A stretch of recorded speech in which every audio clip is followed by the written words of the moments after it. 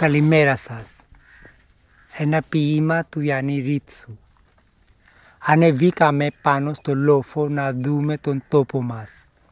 Φτωχικά, μετρημένα χωράφια, πέτρες, λιόδεντρα. Αμπέλια τραβάν κατά τη θάλασσα.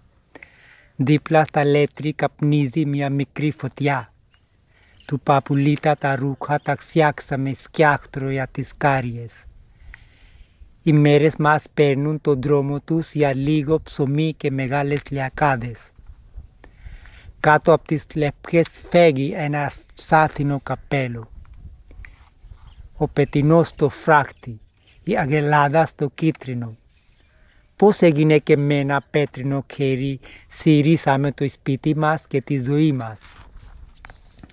Πάνω στα νόφλια είναι η καπνιά, χρόνο το χρόνο από τα κεριά του Πάσχα. Μικρή μαύρη σταυρή που χάραξαν οι πεθαμένοι γυρίζοντας από την Ανάσταση.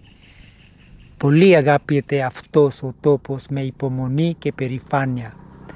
Κάθε νύχτα από το ξερό πηγάδι βγαίνουν τα γάλματα προσεκτικά και ανεβαίνουν στα δέντρα.